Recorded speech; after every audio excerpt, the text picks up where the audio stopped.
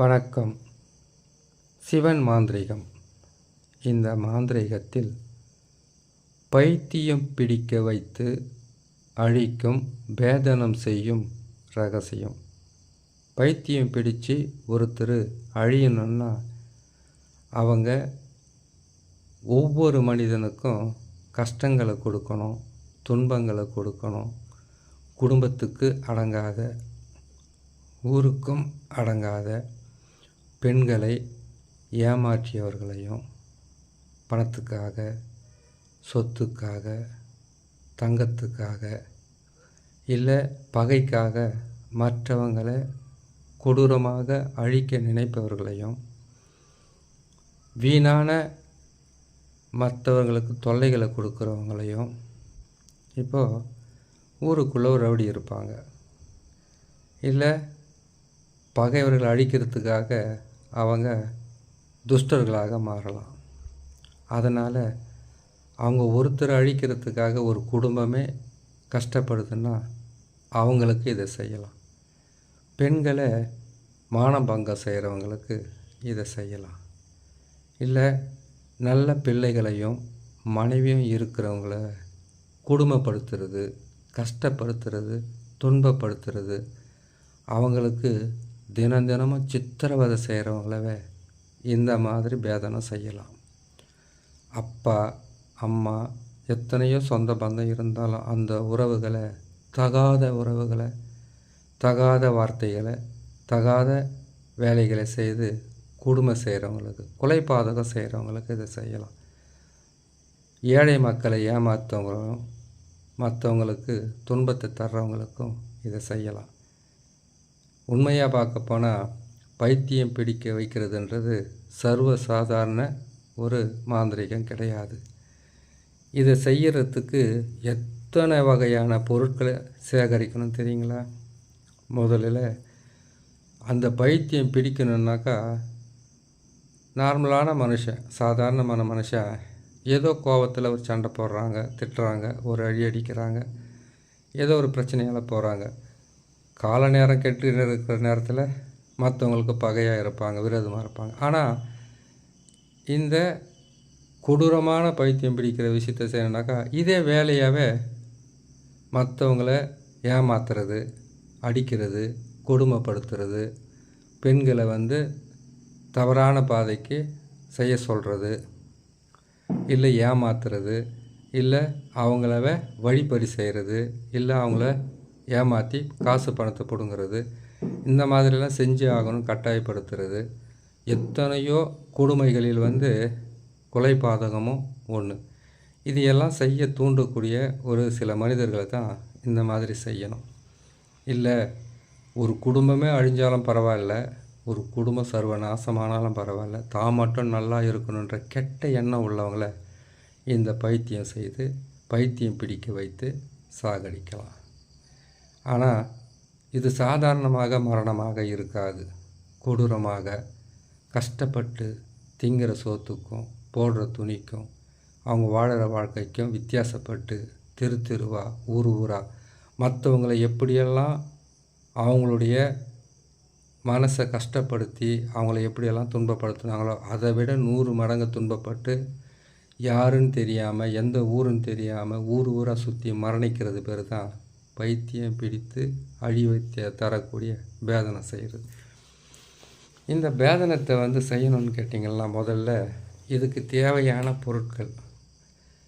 இந்த தேவையான பொருட்களை பொறுத்த வரைக்கும் அந்த யாருக்கு நீங்கள் இந்த மாந்திரிகத்தை பயன்படுத்தணுமோ அவங்களுடைய புகைப்படம், அதான் ஃபோட்டோ, அது இருக்கணும். அவங்களுடைய பேர் கட்டாயமாக இருக்கணும். அவங்களுடைய அம்மா பேர், அவங்களுடைய குலதெய்வம் பேர். முன்ன பின்ன தெரியாதுங்க, அவன் யாருன்னு தெரியாது, அந்த அம்மா யாருன்னு தெரியாது. ஆனால் இந்த மாதிரி சித்திரவதை செய்கிறாங்க, இந்த மாதிரி கொடுமை பண்ணுறாங்கன்னு கேட்டிங்கன்னாக்கா, எந்த பொருளுமே இல்லாத ஒருத்தருக்கு பைத்தியம் பிடிக்க வைக்க முடியாது. எல்லாம் மாந்திரிகரை சொல்கிறது தான். காலடி மண், தலைமுடி, வேர்வை தண்ணி பட்ட அந்த துணி. எதுக்காக இது கேட்பாங்கன்னு கேட்டிங்கன்னாக்கா, காலடி மண், அவங்க காலடி மண் இன்னொருத்தரோட காலடி மண் ஆகாது. அந்த காலடி மண் பட்டால் அவங்களுடைய அஸ்திவாரத்தையே ஆட்டி படைக்கலாம். அடுத்தது முடி. அவங்க உடலிருந்து இருக்கக்கூடிய நீர்ச்சத்து அதனுடைய வாசனையாலையும் அதனுடைய பலத்தாலையும் வரக்கூடிய தலைமுடி, அவங்க உடலில் வேர்வை துளியால் நனையப்பட்ட ஒரு துணி. இதை விட இன்னும் ஒரு தவறான வழியெல்லாம் இருக்குது. அது ரொம்ப அசிங்கமாக இருக்கும் சொன்னால், அதெல்லாம் செய்ய முடியாது. அது இந்த காலகட்டத்துக்கு சரி வராது. அதனால் இந்த பொருட்களில் ஏதாவது ஒன்றாவது இருக்கணும். சரி, அவங்க இந்த மாதிரி கெட்டது செய்கிறவன் இதெல்லாம் எங்ககிட்ட கொடுக்க முடியுமா அப்படின்ற ஒரு கேள்வி வரும், கட்டாயமாக வரும். அப்படி இருக்குதுன்னு கேட்டிங்கன்னாக்கா அதுக்கு நீங்கள் செய்ய வேண்டியது அவங்களுடைய புகைப்படம், ஃபோட்டோ, அடுத்தது அவங்களுடைய பேர், அவங்க அம்மா பேர், குலதெய்வம் பேர். ஒருத்தர் அழிக்கணும், பைத்தியம் பிடிக்க வைக்கணும், அவங்க சர்வநாசம் ஆகணுன்னாக்கா இது வேணும். இல்லைன்னா அவங்களுடைய புகைப்படம், பேர், இது இருந்தாக்கா இந்த பைத்தியம் பிடிக்க வைத்து அழிக்கிற பேதனத்தை செய்திடலாம். அதுக்கு சரியான காரணம் இருக்கணும். சரியான காரணம்னா கொடூரன், கொடூரமானவன், கொடுமைகளை செய்யக்கூடிய ஆண் பெண், எந்த பாதகம் வேணாலும் செய்ய தயாராக இருக்கிறவங்கள தான் இதை செய்யணும்னு சில விதிமுறைகள் இருக்குது. இதுக்கு எடுக்க வேண்டிய பொருள்னு பார்த்திங்கன்னாக்கா, எந்த பொருளாக இருந்தாலும் கெட்டது செய்யணும்னா ஒன்று அமாவாசைக்கு மறுநாள் பாட்டிமான்னு சொல்லுவாங்க, இல்லை அமாவாசைக்கு முன்னாள், பௌர்ணமிக்கு முன்னாள் அல்ல பின்னால், இல்லை செவ்வாய்க்கிழமை, சனிக்கிழமை, ஞாயிற்றுக்கிழமை கூட செய்யலாம். அந்த ஞாயிற்றுக்கிழமையில் அமாவாசை முடிஞ்ச மறுநாள் பாட்டிமா வருது இல்லையா, அரைமட்டம்னு சொல்லுவாங்க இல்லையா, அந்த நாளாக இருக்கணும். மற்ற நாளில் முடியாது. சரி, இது எப்படி செய்யணும்னு கேட்டிங்களேனாக்கா, இதை செய்கிறதுக்கு முதல்ல தேவை அரளிச்செடி. அரளிச்செடி, திகழ்பூண்டு, சிறிய நங்கை, பெரிய நங்கை, பேய் பீர்க்கன், பேய் அவரை, பேய் தும்பை, இது எல்லாமே தேவைப்படும். ஆனால் ஒரே ஒரு பொருளை வச்சு இது செய்திடலாம். இதை செய்கிறதுக்கு அரளி செடி இல்லை அரளி, அரளினுடைய முழு செடியையும் வேரோடு சேர்ந்து பிடுங்கணும். அது எடுக்கிற நாள் செவ்வாய்க்கிழமையாக இருக்கணும். இதையெல்லாம் மாந்திரிகம் செய்கிறவங்க ஒவ்வொருத்தரும் எடுத்து பதப்படுத்தி வச்சுக்குவாங்க, இல்லை எடுத்து அரைச்சி வச்சுப்பாங்க, இல்லை பொடியாக்கி வச்சுக்கிட்டு இருப்பாங்க. மாந்திரிகன்றது இன்னைக்கு நினச்சி நாளைக்கு செய்து மறுநாள் வெற்றி பெறக்கூடியது கிடையாது. மாந்திரிகத்தில் பல வகை இருக்குது. எத்தனை மாந்திரிகம் இருக்குது. மலையாள மாந்திரிகம், கேரளா மாந்திரிகம், சோட்டானிக்கரையம்மன் மாந்திரிகம், காளி மாந்திரிகம், துர்கை மாந்திரிகம், அதே போல் கேட்டிங்கன்னாக்கா ருத்ர மாந்திரிகம், சிவன் மாந்திரிகம், இப்படியெல்லாம் பல வகையில் மாந்திரிகம் இருக்குது. ஆனால் அந்த மாந்திரிகம் எல்லாமே கெட்டது தான் செய்ய பயன்படுத்தியிருக்காங்களே தவிர நல்லது செய்ய கிடையாது. நல்லதுன்னா என்ன இருக்குது? வசியம், ஆண் பெண் வசியம், குடும்ப வசியம், ஜனவசியம், தனவசியம், தொழில் வசியம், ஜனவசியம், வியாபார வசியம், ராஜவசியம், இதுதான் வசியம். மோகனம், மோகனம்னா என்ன? ஒரு பெண்ணை இன்னொரு ஆணை மோகிக்க வைப்பது, ஒரு ஆணை ஒரு பெண் மோகிக்க வைப்பது. இந்த மோகனத்தில் கூட சில வித்தியாசம் இருக்குது. என்னென்னு கேட்டிங்கன்னாக்கா, முன்ன பின்ன தெரியாத பேச்சுவார்த்தை கூட இல்லாமல் இருக்கிறவங்கள கூட பேச வைக்கிறது மோகனம். அதே போல் ஆகர்ஷணம், ஆத்மாக்களை வசியப்படுத்தி அந்த ஆகர்ஷணத்து மூலிமா தெய்வ சக்திகளை பெறுவதும், தெய்வ சக்திகளை நமக்குள்ளே நாம் அதை நம்ம உடலிலும் சரி பேசுகிற வார்த்தையிலையும் அதை பயன்படுத்தி செய்கிறது, ஆத்மாக்களை வசியம் செய்கிறது. இது மட்டும்தான் செய்ய முடியும். மீதி இருக்கிற 5மே கெட்டது தான். இதை கூட கேட்டிங்கன்னாக்கா 100ல் 10 பேர் இல்லை 20 பேர் தான் தெய்வ சக்தி வேணும், பல வகையான சக்தி வேணும்னு கேட்பாங்க. இச்ச சக்தி, கிரிய சக்தி, ஞான சக்தியெல்லாம் வருது இல்லையா, அந்த மாதிரி சக்திகளுக்கு உண்டான வழிகளை சிலர் தான் கேட்பாங்க. இது வேகமான உலகம், இந்த உலகத்தில் சரியான பாதையில் போகிறவங்க ஏற்கனவே வசதி வாய்ப்புகளோடு இருக்கிறவங்க இருப்பாங்க. கஷ்டப்படுறவங்களாம் வந்து ரொம்ப கஷ்டப்பட்டுக்கிட்டு தான் இருப்பாங்க. சரி, பைத்தியம் பிடிக்க வைத்து அழிக்கிற வேதனத்தை பற்றி பார்க்கலாம். இப்போது ஒரு அரளி செடியை எடுத்து அந்த ஆணி வேர் அறுபடாமல் பிடுங்கி அது மொத்தமே ஒரு உரலில் போட்டு, அதை கல்வன்னு சொல்லுவாங்களே, அதில் போட்டு சுத்தமாக அரைக்கணும். இதை அரைக்கும்போது பைத்தியம் பிடிச்சு அழிக்கக்கூடியவங்களுக்கு செய்ய வேண்டியது திகழ்பூண்டு. திகழ்பூண்டு உங்கள் கைப்படாமல் செய்துக்கணும். திகழ்பூண்டுடன் சேர்ந்து இதுக்கு சிறிய நங்கை, பெரிய நங்கை, பேய் விரட்டி, அடுத்தது பேய் தும்பை, இதை மட்டும் எடுத்தால் போதும். பேய் அவரை, பேய் பீர்க்கன், இதனுடைய சாறு விட்டு தான் அரைக்கணும் என்ற விதி இருக்குது. அவ்வளோ பெரிய இதெல்லாம் செய்ய வேண்டியதில்லை. இதை அரைச்சிக்கிட்டு இதுக்கு எருக்கனுடைய பால், எருக்கன், வெள்ளை எருக்கனாக இருக்கட்டும், அந்த ஊதா கலரில் இருக்கிற எருக்கனா, அதனுடைய பாலை விட்டு அரைச்சி உருவ பொம்மையை செய்யணும். உருவ பொம்மையை செய்து, இந்த உருவ பொம்மையை செய்து தெற்கு முகமாக தலைப்பகுதியை செய்து வச்சுட்டு, உடல் பகுதியை, அதாவது பிணத்தை வந்து பிதைக்கும் போது எப்படியெல்லாம் வைப்பாங்க, தெற்கு பக்கமாக தலைப்பகுதியை வைப்பாங்க, வடக்கு முகமாக பார்க்குற மாதிரி வைப்பாங்க. அந்த மாதிரி இதை நீங்கள் பயன்படுத்தணும். சரிங்களா? இதை பயன்படுத்திட்டு அந்த உருவ பொம்மையை செய்துட்டு, இதுக்கு வந்து எருக்கம்பூவு, அடுத்தது அரளிப்பூவு, அதுக்கு அடுத்தது வந்து கேட்டிங்கன்னாக்கா தும்பைப்பூ. இந்த பூவால் அலங்கரிக்கணும். அலங்கரிச்சிட்டு மார்பு பகுதியில் இரும்பு தகுட்டால் பேர் எழுதணும். பேரை எழுதி இதுக்கு நீங்கள் போட வேண்டிய மைய பார்த்திங்கனாக்கா பிண்ட தைலம்.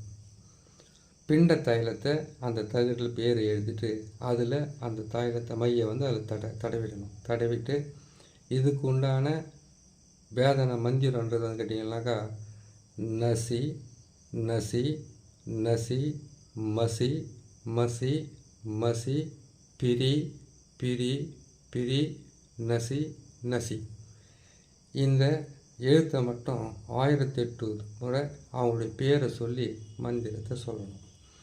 இந்த மந்திரத்தை சொல்லிவிட்டு இது வடக்கு முகமாக பார்க்குற மாதிரி தெற்கு பக்கம் தலை இருக்கிற மாதிரி வைக்கிறோம் இல்லையா, வச்சுட்டு இந்த தகடவை நெஞ்சு பகுதியில் வச்சு முள்ளம்பன்றியோட முள்ளால் இந்த பிண்ட மையை எடுத்து குத்தணும். எங்கே குத்தணும்?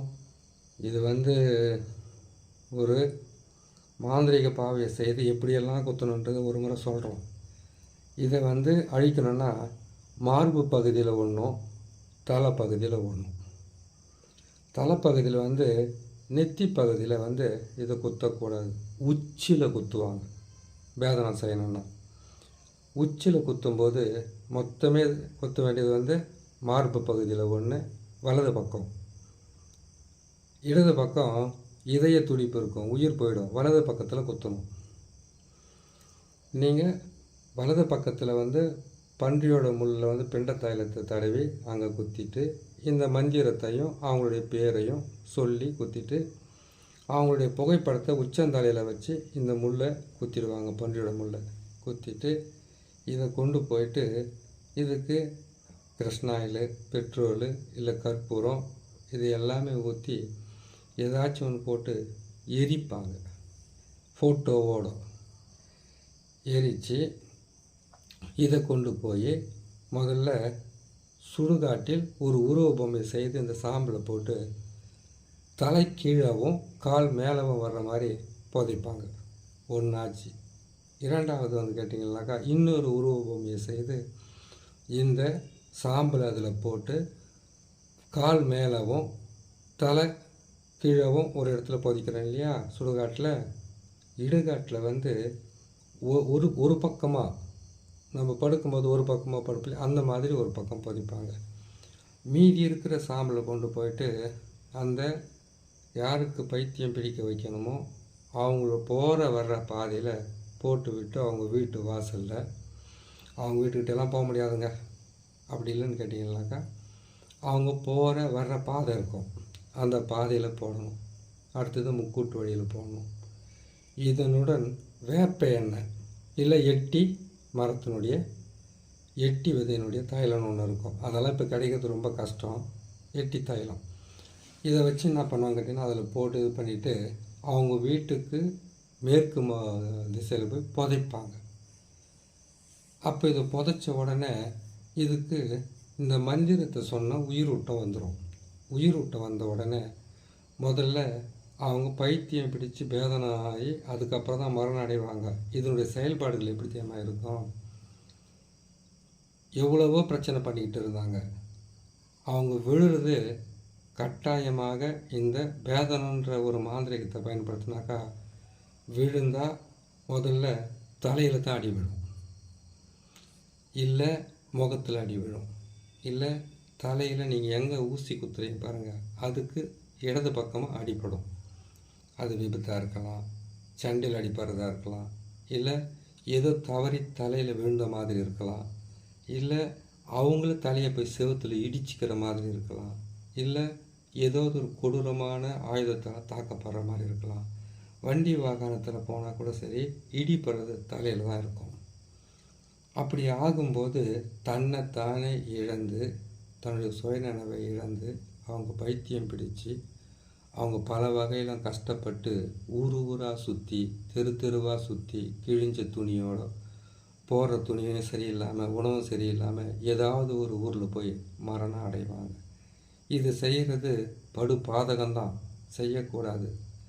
ஆனால் இதை பெண்களுக்கு கொடுமைகளை செய்கிறவங்களும் ஒரு குடும்பத்தை சீரழிக்கிறவங்களும் பஞ்ச பாதகம் இல்லாத மற்றவங்களை கொல்றவங்களும் அடிக்கிறவங்களையும் ரவுடித்தனம் செய்கிறவங்களும் எத்தனை பேர் அழிஞ்சாலும் பரவாயில்ல தான் மட்டும் நல்லா இருக்கணும்னு நினைக்கிறவங்களும் ஒருத்தருக்கு கொடுமை செய்துட்டு அந்த கொடுமையை அதை பற்றி ஒரு துளி கூட கவலை இல்லாமல் சந்தோஷமாக திரிகிறவங்களையும் அவங்கள அழிக்கிறதுக்காக மாந்திரிகத்தில் குறிக்கப்பட்டிருக்க ஒரு முக்கியமான விஷயம்.